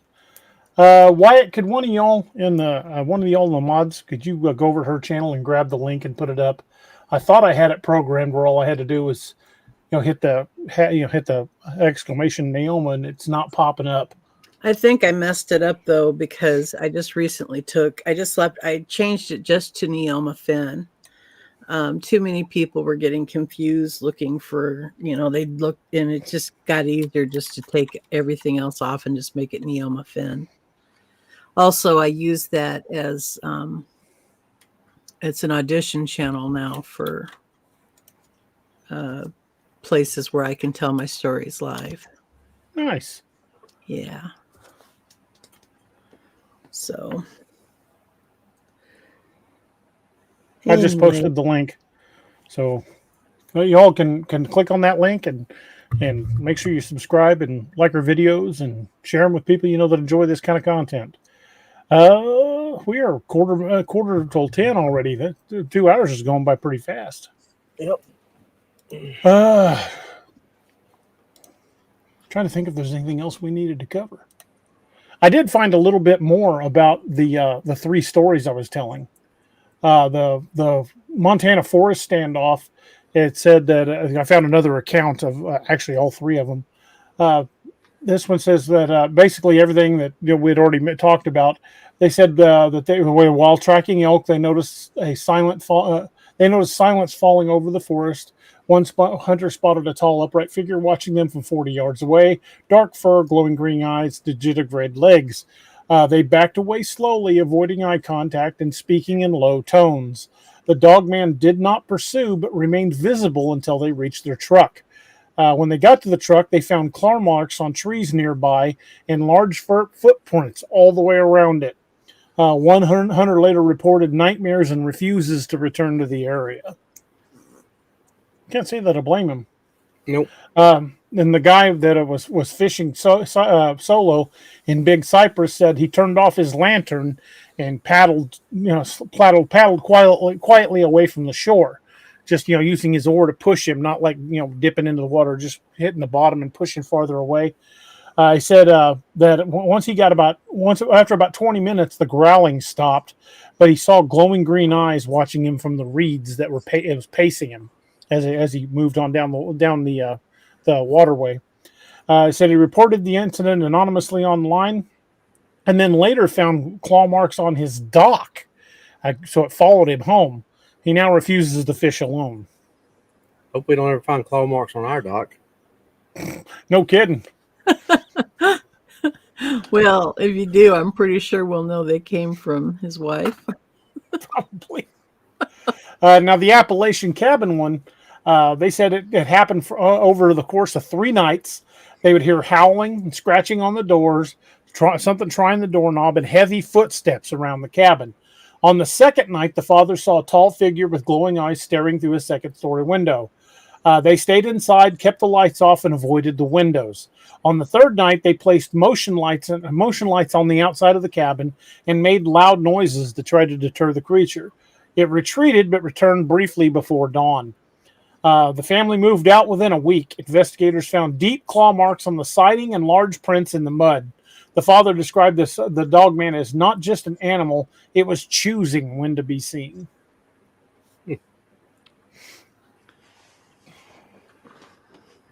That's pretty terrifying. Yeah. I wouldn't have sold the cabin, though. I'll be damned if anything's going to run me out of a cabin in the woods. Now, Annette would have been gone, but me and Robbie would be out there like a couple of idiots laying down suppressant fire. Proof once again that Annette's smarter than you are. The Palmyra, Maine story about how the guy kept his guns in the barn. Mm-hmm. I told Annette that story, and she told her I was telling her about that, and she goes, "Well, number one, they're stupid for putting their guns in the barn." I said, "Well, the wife made him." She goes, "Well, half the time I'm glad yours are in here because I don't like it when I hear weird noises at night." So she's at least on the same page with me. And my question is the wife stupid for making him put him in the barn, or is the husband stupid for agreeing to do it? I wouldn't have done it.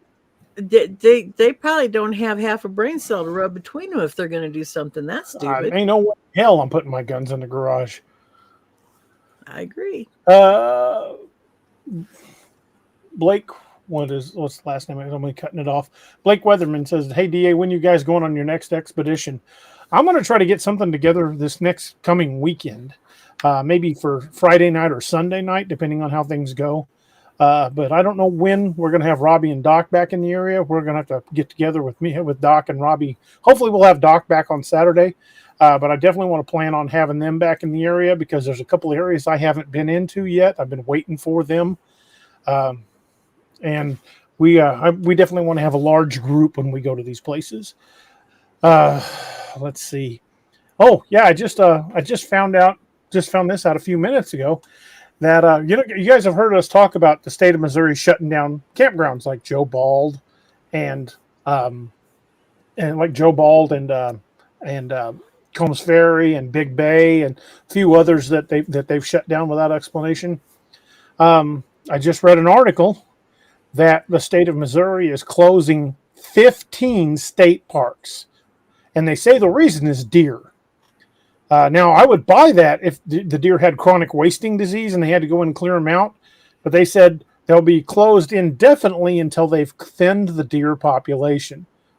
But I started looking, and every one of these have had recent Bigfoot sightings. Hey, DA, Hillary said for everybody to keep House in your prayers. He's having some health issues, so everybody pray for House. Definitely will. Wyatt, I'll get with you. It was either this weekend or the following weekend. I want to get out and Well, Wyatt and Richard just a couple nights ago. I want to get them on the show to talk about what they had. They had something chucking rocks at their boat off a ridge on Table Rock Lake, and then Wyatt said the last time they went out, something scared him so bad he was ready to get the hell out of there. So they've had some interesting encounters, and Table Rock Lake is active, especially this time of year. So I want to get. Richard texted me. He's like, "Hey, you need to get up there and go out with us." I'm like, "Hell yeah!" So if Richard and Wyatt are going out this weekend, I might see about tagging along with them. But if they're not, then maybe I'll take a couple people I know, like Jenkins, and head down to Joe Bald or over to Combs Ferry and see what kind of mess we can get into.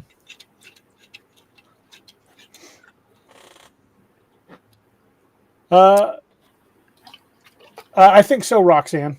I found it on Facebook earlier today. And the article claims it's because of overpopulation of deer. I've never, ever seen them close a state park over deer overpopulation.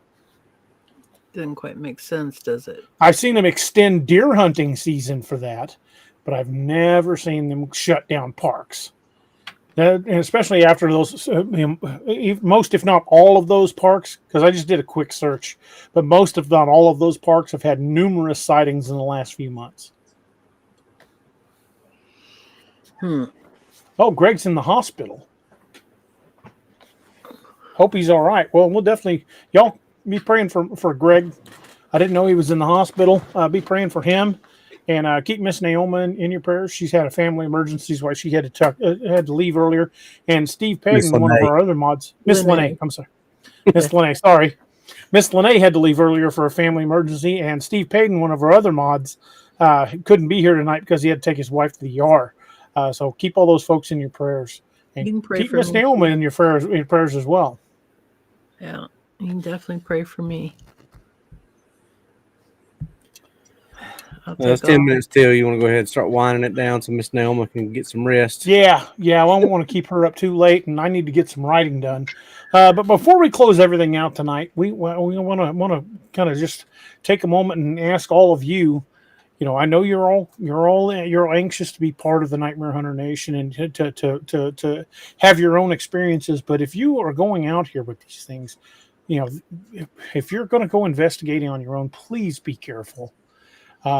We've said it before. Be prepared if you're going to go out there. Make sure you've got enough gear. Even if it's just a day hike, make sure you've got something to protect yourself and a good med kit. Please be careful, because even though now it's cool enough that the snakes have mostly bedded down for the winter, there's still other things out there that can hurt you and kill you. Bears, snakes that are late for hibernation, mountain lions, bobcats, wolves, coyotes, they're all out there. And any one of them can and will hurt you given the right circumstances. Just because there's not much of a history of an animal, of certain animal attacks on people, doesn't mean it's unheard of. Take something to protect yourself, even if it's bear spray. Take a firearm if your state allows it, and you don't mind carrying one. I take a firearm everywhere I go. That's just me. That's the cop in me. Too many years of putting people in handcuffs. I take a handgun everywhere I go. But take something to defend yourself and come home safe. And don't remember the most dangerous animal of all, what we like to refer to as the greater North American meth head. You can run into some strange folks out in the woods. Robbie, that last BFRO outing he was part of, where he was teaching a tracking class, they had some strange folks driving into their camp. You never know when something like that's going to happen. Wow. You got to be careful. We want you to open your eyes and look at the world around you. We want you to experience the outdoors. We would also want you guys to be safe. Let somebody know where you're going and when you're supposed to be back. That way, if you don't show up on time, somebody knows where to send people to look for you. If you've got a personal GPS, what do they call those? EPIRB, but that's not technically what they are on you. Just personal GPS beacon is what I call mine. A GPS beacon, keep it on you. I don't have one, but I'm pretty good at overland navigation. So, if I've got a compass and a map, I can find my way home. It just might take me a minute. But, just prepare the essentials. If you're going to be out there just for a day hike, still prepare for being stuck there at least overnight, because you never know when when a rolled ankle on a backwoods trail might just turn into an ordeal. And if you're going to be anywhere that you're off away from basic 911 services, you've got to be your own 911. Be careful, be prepared, stay sharp, watch your surroundings, and don't forget to look up. Mountain lions hunt from above, and it's been said dogmen do too. They're ambush predators. Be careful. Again, watch your back, watch the backs of the people that are with you, and always make sure somebody knows where you're at. Because we're very happy to have you guys as part of the Nightmare Nation, and we want to keep you. We're a family here, and we put the fun in dysfunctional. So just be safe, folks, and watch each other's backs and pray for one another. And because there's too much ugly in the world these days, and there's not enough people looking out for one another. And I think that's a good thing for us all to do, is to remember the folks we care about and remember the important things in life, and help each other when we can. And that leads me to something I always talk about, and that's the 22 a day foundation. We lose 22 veterans a day to suicide, and that is 22 too many. That's the toll on our first responders is just as bad. So reach out to your friends and family that wear a uniform, whether they're active duty, reserves, National Guard, if they're just a veteran who's no longer in the military, any first responder, because these folks deal with things that most people are not equipped to deal with. And they see and experience things that haunt them. And PTSD is a bastard. And I can tell you that firsthand, that we struggle with PTSD, and it doesn't mean we don't like fireworks and things like that. It just means sometimes loud noises might hit us wrong, or then I know there's a lot of folks out there that that have been deployed or been worn uniform that suffer from PTSD much worse than I've got it. And my hat's off to them, and I pray for them. But remember, folks, I would rather hear your story than read your obituary. So reach out to those friends and family. Let them know you think about them. Let them know you care. Because that one text, that "Hey, are you okay?" text, might just be what keeps them off the edge that day. Keep track of each other. Let them know you think about them. Because with your help, we can get 22 a day back down to 0 where it belongs. And that's my hope for all of us. Just help each other. Don't let the hard days win, because at least 22 times a day they're winning. And let's get that number back down to 0.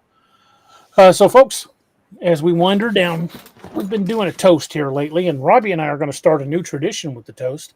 Doc and Robbie kind of went together to make these hip flasks.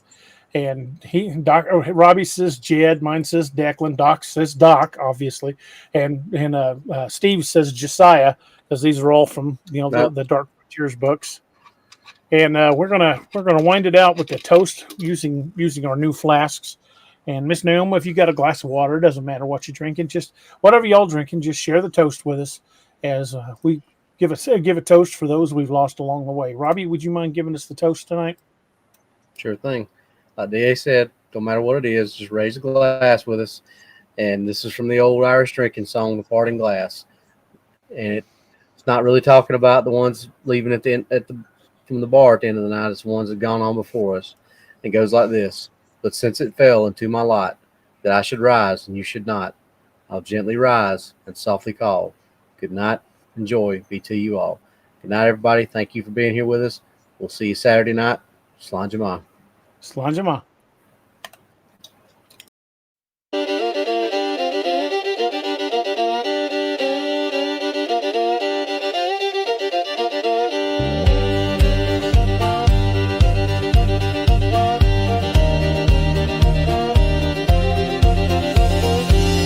Plains, the winds are howling, saloon doors swinging, shadows growling. 3 lawmen stand tough as rawhide. Yeah, Doc and DA, nothing can abide.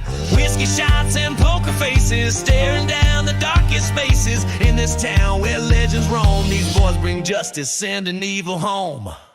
Cryptid lawmen, wild and free, hunting monsters for all to see. With silver bullets and grit of steel, they fight the darkness, make the demons squeal.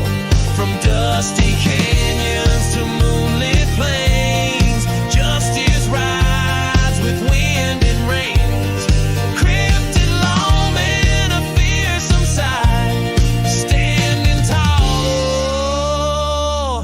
against the endless night.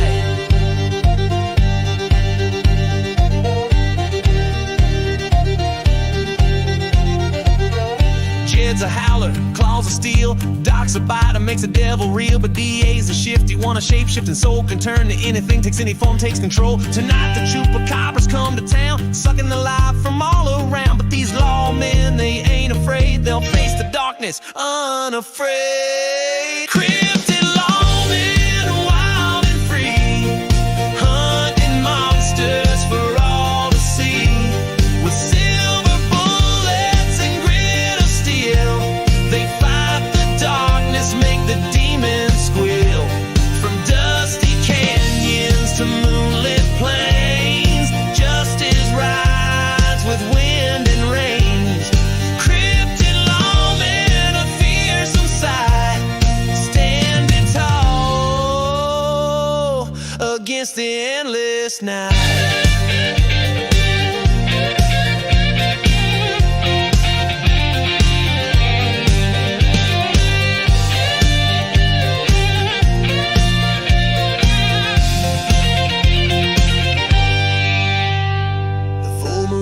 Bat wings flap, the air grows cold, a chilling trap. But these lawmen, they're ready to fight underneath the pale moonlight. Jed and Doc transform with a howl. DA shifts, becomes a night owl. Together they stand, a force so strong against the evil right in the road. Cryptid lawmen, wild and free, hunting monsters for all to see.